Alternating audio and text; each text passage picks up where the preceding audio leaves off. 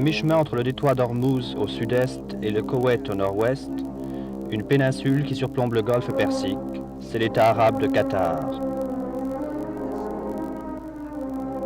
En un peu plus de 20 ans, sa capitale, Doha, est devenue une ville moderne prospère. La prospérité du Qatar vient de ses ressources en pétrole et dans l'engagement qu'il a pris de mettre cette prospérité au seul service du bien-être de son peuple, il se distingue très nettement des autres pays arabes du golfe Persique. Les programmes sont faits pour encourager partout la diversité et le développement. Dans le domaine du logement, des bâtiments administratifs, des écoles ou des églises par exemple, à la ville ou à la campagne, et enfin dans l'industrie, l'agriculture et le commerce.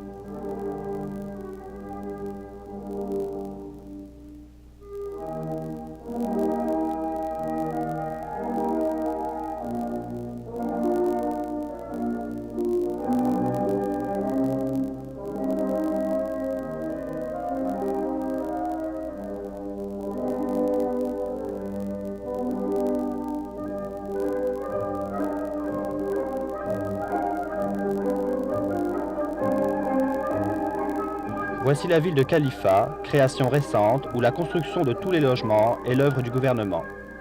Le projet a pour but de construire des logements en série de très bonne qualité.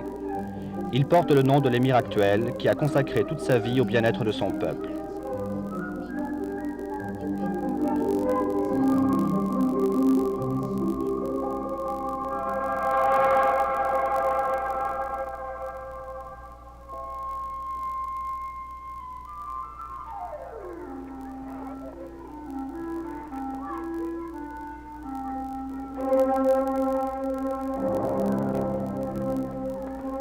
La ville de Khalifa a ses propres services publics, une société des consommateurs organisée en coopérative, des écoles publiques et des moyens de transport. Grâce à ses laboratoires modernes et à ses diverses installations, grâce aussi à son personnel enseignant hautement qualifié, la nouvelle école normale constitue la première unité de ce qui deviendra l'université pluridisciplinaire à gestion autonome.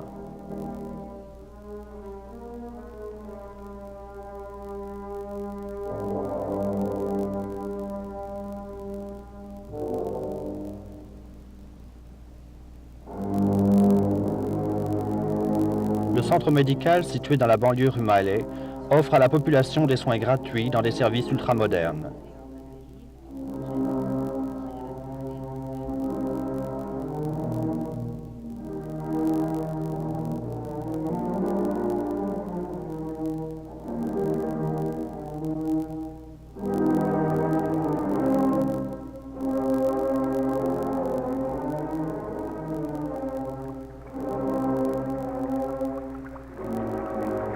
C'est là, dans cette usine de dessalination de l'eau de mer, que l'on résout l'éternel problème de manque d'eau dans le désert. Grâce à cette dessalination, et grâce aussi au forage de nouveaux puits, on peut alimenter la population en eau douce.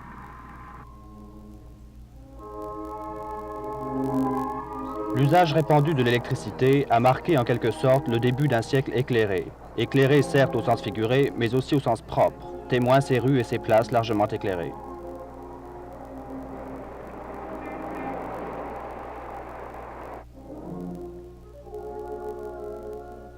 L'image sombre du passé que reflètent ces étroits passages et ces taudis disparaît.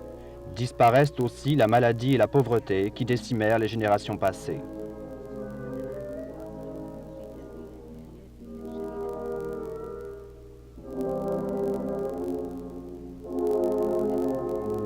Depuis le printemps 1964, quand on a voté la première loi réglementant la construction des logements à loyer modéré, les responsables du projet ont travaillé activement à la planification et à l'application des programmes.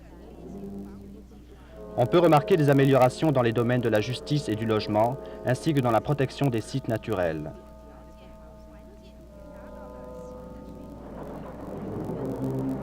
Les pauvres, les orphelins et les handicapés sont les premiers à bénéficier de ces nouveaux logements. Les décisions en reviennent au ministère du Travail et des Affaires sociales.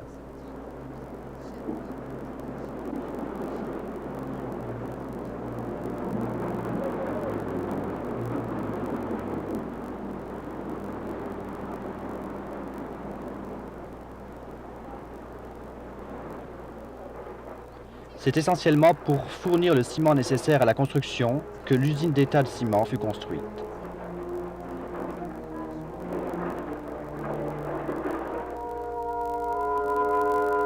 Dès que les appartements sont terminés, les familles emménagent. Pour beaucoup d'entre elles, c'est la première fois qu'elles ont un logement décent. Les gens aiment leur nouveau cadre. Ils ont ce sentiment confortable d'appartenir à une communauté.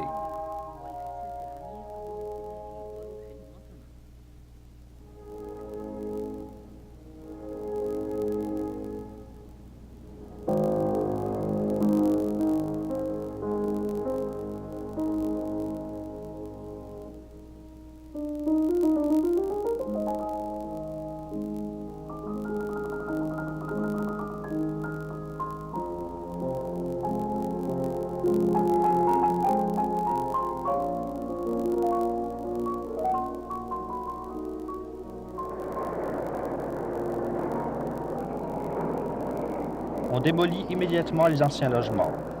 Fin dramatique du passé, mais naissance d'un futur. Futur que tout le peuple du Qatar partagera.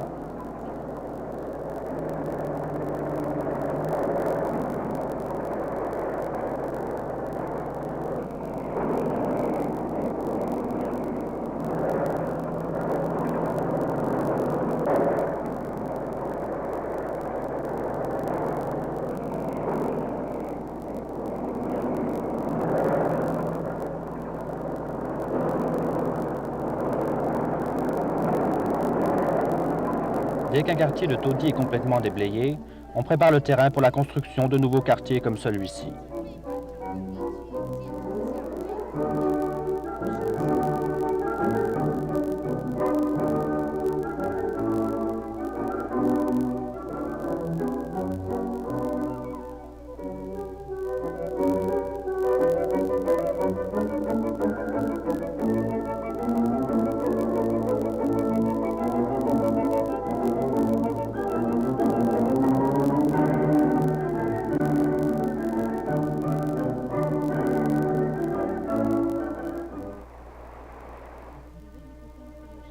De vastes mosquées font partie des nouveaux ensembles.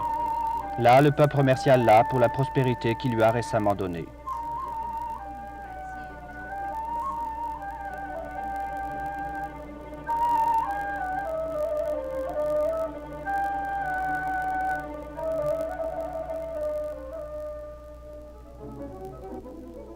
Faisant suite à l'application de cette loi de 1964 et de ses amendements, le ministère du Travail et des Affaires sociales doit faire face à d'autres responsabilités.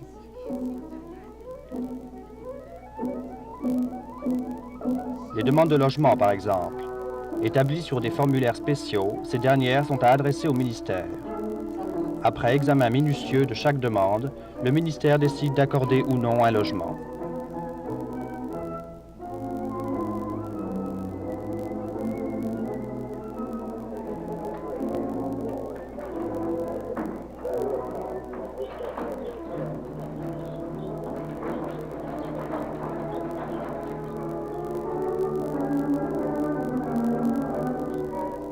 Il existe deux types d'appartements, des appartements de 2 pièces pour des familles de 3 à 5 personnes et des appartements de 3 pièces pour des familles de 6 personnes.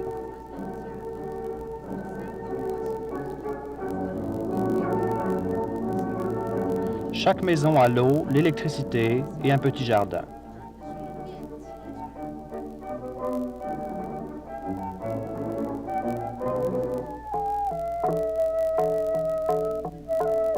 Dans le cadre du nouveau projet Programme de regroupement des habitations isolées, le gouvernement cherche à l'heure actuelle à reloger les nomades bédouins qui récemment encore vivaient isolés et de façon primitive.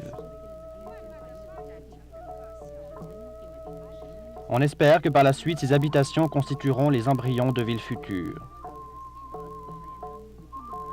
En fait, c'est exactement ce qui s'est passé ici pour la ville de H-Shemal, où la population, autrefois nomade, vit maintenant en communauté, jouit des services publics de base tels qu'il en existe dans toutes les villes modernes.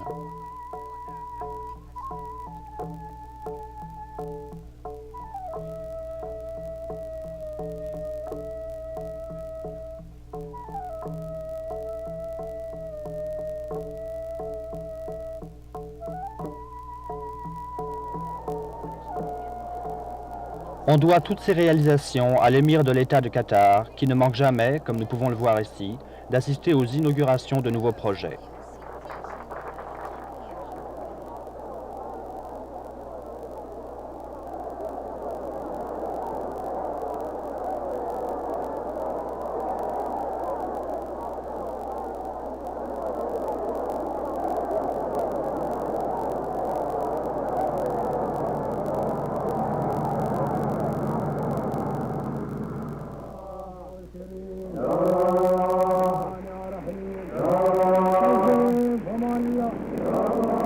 Autrefois, l'économie du pays reposait sur la récolte des huîtres perlières.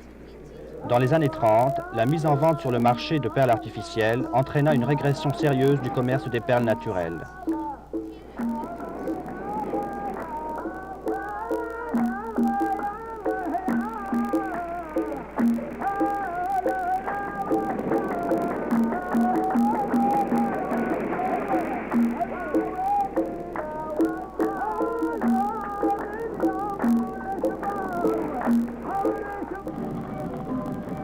Bien que désastreuse au départ, cette expérience a été en fin de compte profitable. En effet, l'émir actuel est bien décidé à ce que l'économie de son pays ne repose plus désormais sur une seule et unique industrie. Ici, dans la ville de Saïd, il est évident qu'on a affaire à une industrie diversifiée. Notons la raffinerie de pétrole, l'usine d'engrais, l'usine de liquéfaction des gaz, les minoteries et les conserveries de poissons.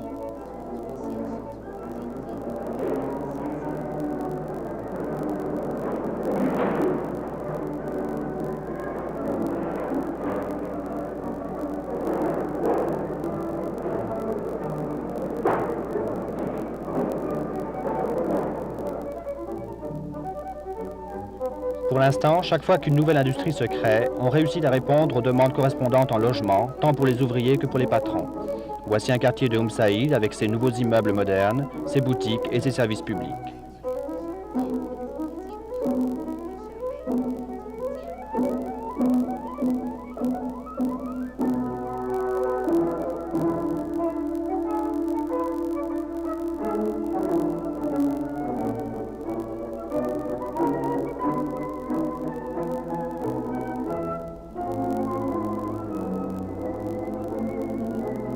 C'est pour avoir des techniciens et des ouvriers spécialisés qu'on a créé ce collège technique.